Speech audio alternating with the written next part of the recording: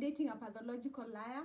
If this thought ever crosses your mind, chances are you are dating a pathological liar. I have dated a pathological liar before, and today I want to share with you guys my experience. I hope this story time will help you identify if the person you're dating is a narcissist or a pathological liar. And I know some of you might be asking themselves, what is a pathological liar? According to the definition that I have here, a pathological liar exhibits the chronic behavior of habitual or compulsive lying.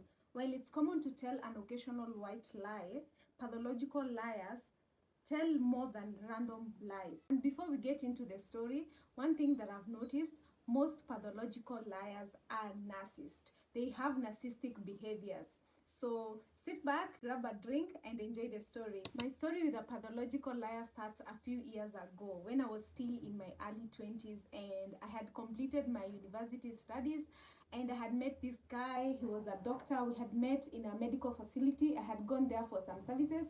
He didn't attend to me, but I just got to know him, and he got my number, and we were just chatting, and we were just friends. We just started chatting. Nothing was happening. We were just chatting as friends. And because I had appointment, I was going for my antibiotic drip to that medical facility daily. So each time I would go there, I would find him there, and we would have small talks, and I didn't think much about it. And at that time I was single, so after some time he started showing interest in me, but I wasn't sure if I was interested in him. He wasn't that bad looking, and of course I thought he was a doctor, so he had his career together, so I thought he wasn't a bad catch. And I also don't like judging people by the cover, so I like getting to know people. So I just got to know him, and I told him we would just be friends and we'll get to know each other, and then we'll decide from there. After a few weeks of knowing each other, this guy tells me that he will not be around because he will be traveling to Ukraine.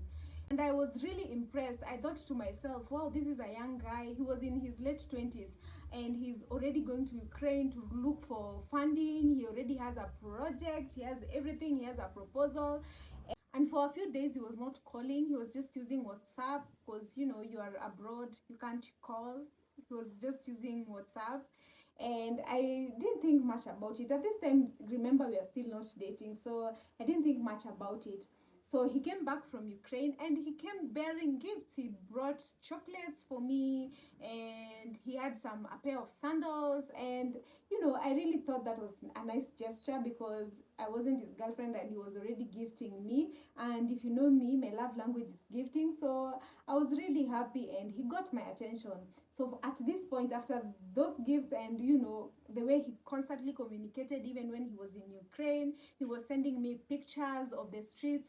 He even sent a picture with a lady in it and told me this is the colleague. He came back and, he was really persistent. He would come to see me every day. He was calling me every day. In short, he was love bombing me. He was calling me every day. One thing, that guy never came to see me empty-handed. Like, he always came bearing gifts. He would bring chocolates, and not just silly gifts like chocolates. Sometimes he would come to my house with shopping worth 5,000, and I would be like, whoa, this guy is so responsible. He is generous. And sometimes he would go, he knew my shoe size. He would bring a nice sandal, a nice heel for me. Like, guys, I thought I had found the one because this guy was pampering me. On a random day, I would receive roses. On a random day, I would receive a call and it would be a delivery guy. What is your house number? I have a delivery for you. When I opened the door, he has brought some KFC, he has bought some chicken in. Like, he was love bombing me. And, well, I was single. The guy was good to me. He wasn't looking that bad. He had a good career. He's a doctor. He's going to Ukraine to look for funding. So I started, going on dates with him. Not really like together, no commitment, just going on dates with him. And when he came back from Ukraine, he came back and he told me that the funding for Ukraine, the project was approved. And I was so happy. And he was telling me, at that time I was working somewhere in Westlands. It wasn't something permanent. You know those jobs that you find immediately after campus that they have low pay and all that. So I was looking for something good, and he was telling me, oh, I want you to be part of this project. don't worry about the salary. How much are they paying you there? I think they were paying me like 30 or 40K. So I told him, and he was telling me, oh, that's very small amount. I'll be giving you 100K. And I'm like, whoa, 100,000. Oh, that would be amazing. My life would change. I would move to a better house. I would buy this couch. I would buy a bigger television. Guys, I had already plans. So he told me that the project was to be done in a slum, and me and him went to that slum to see the project. And I asked him how much was the funding. He told me the funding was 100 million. Guys, 100 million Kenya shillings. I have to push so that I'm in the right side of this. But I didn't want it to seem like I'm just dating him so that I can get a share of the project. I also genuinely didn't want to mix the two. Like, tell me why this guy looked for the landlady of that land, called her, arranged a meeting with her while I was there and I was listening. And on that material day, paid a cab. That lady, and it was an old Muslim lady. Oh God. That lady came. We went to see that land. We surveyed it. It was a 50 by 100 land in a slum somewhere in Nairobi. And we looked at that land. They talked figures. They talked the deposit, how much he was willing to pay. Tell me why that guy was even telling me, step out, go outside there and look at that plot and tell me how you think we will design the facility. He was telling me, I want to give the interior job to you because I know you're good with designing. I was so excited. Guys, I went that day. I did not sleep. I was on my laptop. I slept almost at 4 a.m. and the next day, by 8 I was at my job, so I didn't sleep trying to look for inspos on Pinterest, on Google. There's no way you're telling me you're not believing this guy. Just know one thing about pathological liars: they will go to extremes that you cannot even think about, that a normal being cannot go to those extremes just to convince you that this is true. A few days after going to the slum to see where the facility will be, say 2-3 days, I went to his clinic. It was on a Saturday. I went there. I wanted to show him, the plans that I had. And just in the conversation, I asked him, what makes you want to give back to the society? And he started now the story of his mother. He told me that his mother died and he was brought up with his grandmother. She died when he was 5 years old. His father never supported him and they went through a really hard time. He used to hawk oranges, and oh my God, I was really feeling bad. And immediately after him opening up to me, when someone becomes vulnerable, it is very easy for you guys to bond or to think that you have a bond because of him being vulnerable. And I started being vulnerable too. I started sharing my story. Oh my God. Oh, I normally don't want to remember.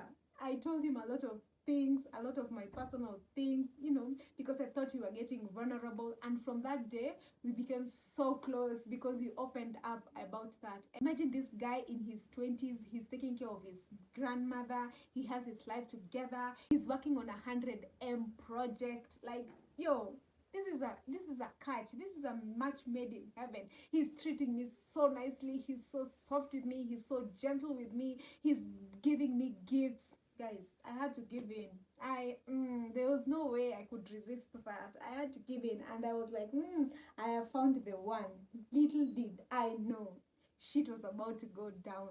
In our conversation, us being vulnerable and everything, I had shared that I had the previous year I had tried to apply for a visa to Australia, and I was denied, and it was a really, sensitive spot for me to talk about those things. They were really sensitive. I was really bitter about it. And he had told me, no, I have plans of going to the US, and I'd also told him that I really, really love New York. And I would really love in this lifetime to go to Times Square. He was really sympathetic about it. He told me, sorry, it's gonna work out. I even talked to this guy who are funding me. They promised me that they were looking for a job for me. In case something comes up, I'll let you know. That was that. That story ended. And we continued dating. And during out this time we are dating, this guy is spoiling me. He's spoiling me. Now I thought now I have a guy, and we started now seriously dating. Now we were in a committed relationship. You see those love stories that you see in movies? That was it. That was us. We were so in love. Everywhere I was, he was there. He didn't have a car, but he was paying for Uber.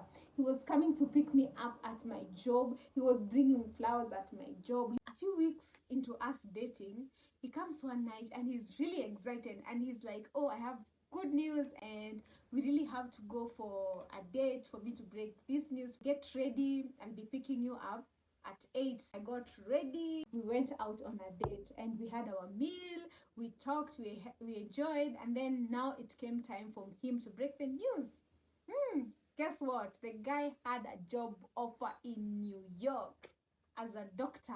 Hey, I was so excited for him. I was, telling him congratulations. You should have told me earlier. I could have brought a congratulations card or something. He told me, "What do you think about long distance?" I told him, I don't like long distance. I don't think I can do it. But then I was thinking, this guy is good. He's loving me. He's so kind.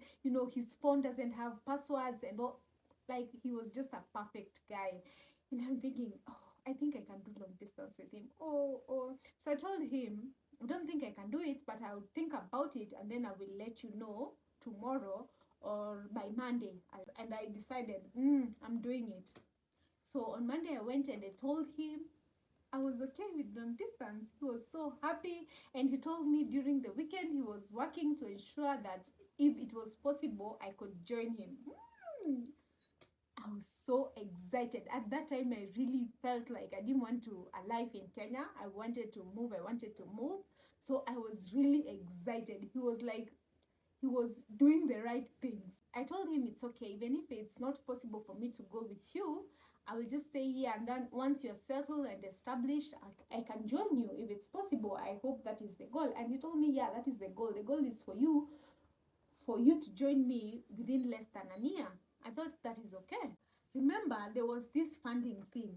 So all of a sudden, our focus has shifted from the Ukraine funding medical facility that we were building, that I had interior design plans for, to the New York story. And at that time, I asked him, what happened to the Ukraine thing? He told me, well, there is some issues with the funding. The people are delaying. They have a lot of terms. They want to send their people here to come and overlook the building of the facility, and a lot of terms that I did not like. I don't want to get into it. That's what he told me. But now, luckily, someone in that organization that I had networked while I was in Ukraine has organized a job for me in New York. Seems sensible, right? Or I was stupid. Would you believe that? I believed it. I thought it made sense. So I forgot about the funding thing, the Ukraine thing. Now our focus was on New York. A few days later, say a week later, this guy comes. Oh, everything is set. You will be joining me. That company will even be paying for your flight and everything. All you'll have to do is pack a bag and we go. And I'm like, oh, this is so good to be true. Or has God just remembered me and said, my child, I got you. This time we are not struggling. Everything is working out smoothly. So I'm like, oh, I will not resist it. I will just flow with the flow. You see that fear of losing something. So you don't want to do a lot. You don't want to fumble. You don't want to fumble the bag. So you resist asking a lot of questions. You just flow with the flow. He told me, bring your passport and your documentation. I really hope this guy doesn't have this documentation. And I really hope he doesn't find this video, because I don't know what he can do with my documentation. So I gave him my passport, I gave him my birth certificate, I gave him my ID, but I was giving him in scanned copies. And then he told me, you just give me the scanned, and on interview day, you'll go with the hard copies. So I had scans in my email. So immediately I just forwarded everything. And he told me, oh, I'll just forward to this guy and then I'll let you know. This guy calls this guy that is working to ensure that I also join him while I'm there. Guys, I was there. I was listening to this conversation with my ears. Like, I was there. I was listening to this conversation. So this guy calls this guy and tells him, oh, and I can see the call. He's talking to someone. I can even hear the sound on the other side. He's like, oh, I've sent you the documents for my, he called me mama. I've sent you the documents for my mama, and you process everything and then let me know in case you need any money, in case of anything, just let me know. Oh, I'll appreciate a lot. You know how you have saved me. I could not imagine leaving my wife behind. Now he's calling me his wife. I could not imagine leaving my wife behind and going to New York alone. I really wanted her to join me. After the call, I asked him, why did you say I'm your wife? So he tells me, I had to tell them that you are my wife so that they can process your visa. You cannot go with me unless you're my wife. I didn't feel comfortable about it, but I was like, I've already decided he's the one and we are moving to New York with him. What is the big deal in me being his wife? A few days later, he comes and tells me I have good news. And that day he came bearing so many gifts. He told me he had some good news and all that. And I prepared some dinner. We ate at home and he told me the good news. My visa was approved. We'll be traveling in a month's time. Ooh. I went now. I started breaking the news to my family. I told my mom, I told my sibling, and we were already dividing my household items. I'll give my TV to my cousin. I'll give my coaches to, good thing I didn't give them away. I even bought a suitcase. Good thing I am a smart girl. I did not resign from my job because he had told me that I should resign. So I had not resigned from my job, but I was in that job. I was not employed permanently. I was on a contract basis. So I knew I would work until the last minute. And then maybe 2 days to me going, when everything is confirmed, I have my visa, I have my plane ticket, then I would tell the guys that I am traveling. He comes with a very sad face. He tells me something has gone wrong and we won't be able to process the visa.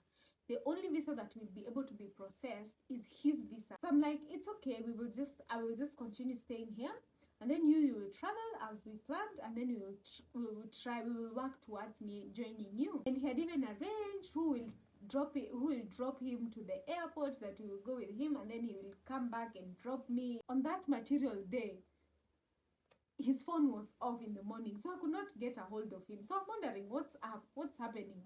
So I tried calling him, but I could not get a hold of him. He had told me that the flight would be at 12 a.m. So if you have ever traveled, if your flight is like 12 a.m. and it's an international flight, you go at least 2-3 hours before. And it was 6 p.m. and his phone was still off. I started suspecting that something was off.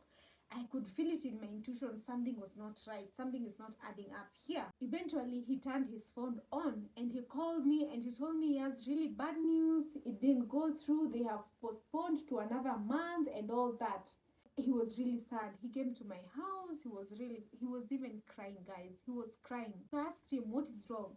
So he told me that those guys have postponed his traveling date because they learned about his medical condition.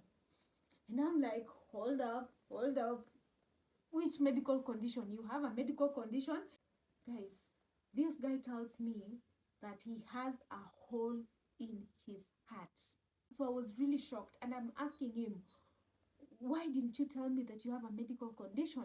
And then he starts crying. He starts telling me, oh, you also want to leave me because I have a medical condition. It is okay. I will just die. My mother also died because of this condition. I have also tried. I am at the age that my mother was when she died with this condition. It is my time to die. Oh, I want to die. Oh, I want to die. Let me just go and throw myself. Even today, when you called me, because I am the one who had called him immediately, I kept trying him until his phone rang.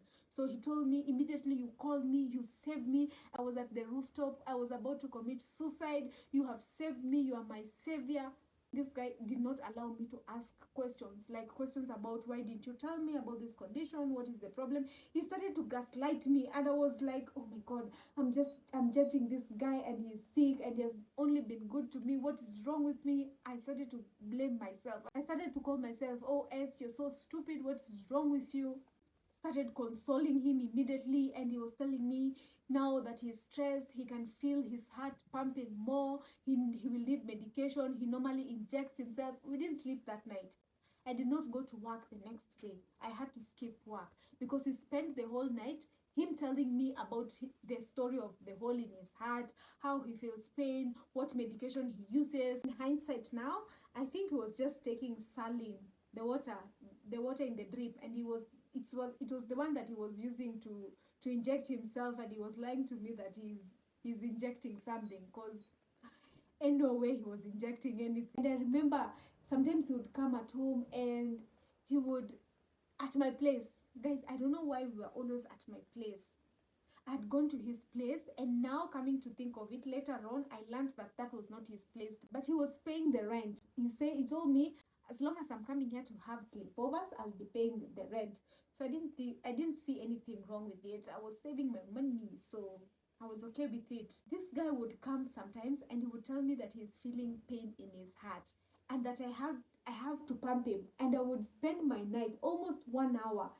Oh my god, this was psychological torture. He was torturing me. There isn't any other explanation.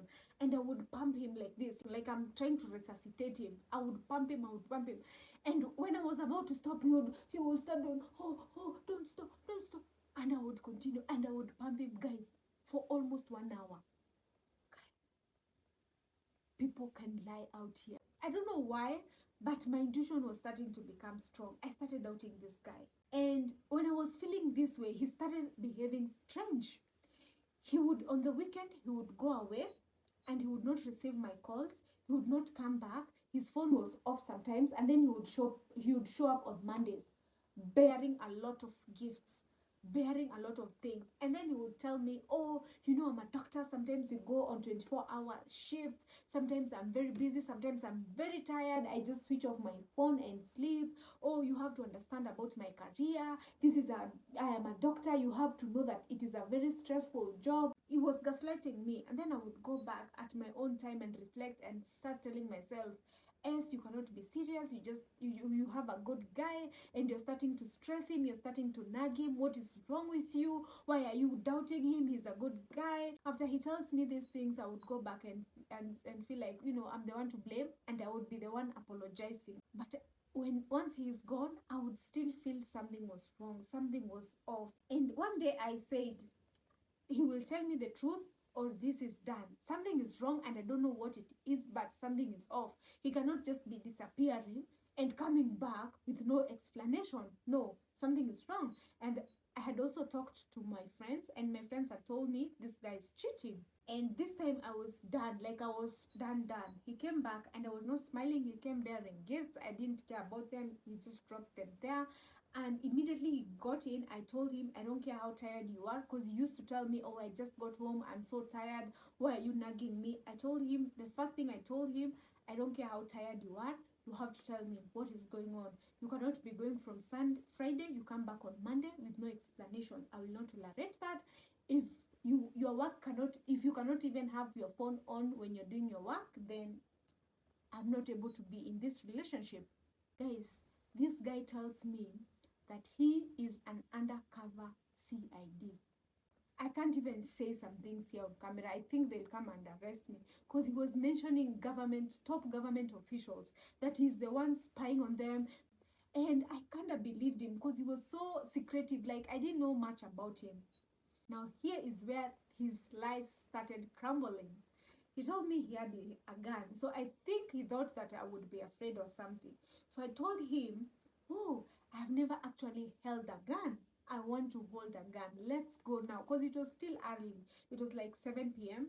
Let's go. I want to hold a gun. I have never held a gun. I have never seen it like up close and touched it. So I really want to do that. I'm okay with your work. I won't be asking any questions. It's okay if you go away on the weekends. There's no problem. He started giving excuses. Oh, I am tired. If someone knows that I have shown you that gun, if anybody even knows that I have told you this, you'll be in danger. We are dealing with top government officials.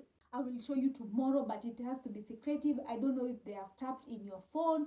Let me see, bring your phone, let me see. And then you dial some numbers and he would say, oh, it's still not hacked, but maybe they're tracking you. And he showed me, you see, this is how like right now we're tracing someone. This is how I have to stay awake all night for me to see his movements. Sometimes we are here with you, but I normally I'm not asleep. I'm just working, but you don't know on my phone. That's why I have this cheap phone. He had an Infinix or a Techno phone. That's why I have this cheap phone. I cannot use those expensive phones. They are easy to track. The next day after work, I was really excited. I wanted to go and see it. And when I arrived there, he told me, no, I saw how scared you were, so I gave it back. I would not be staying with it in my house, and I just gave it back.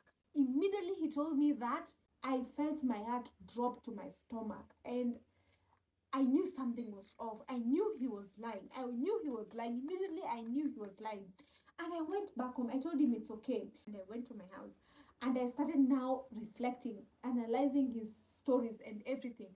And I was feeling in my stomach something is off. You remember that friend he had introduced me that he would be dropping us in the airport? That guy.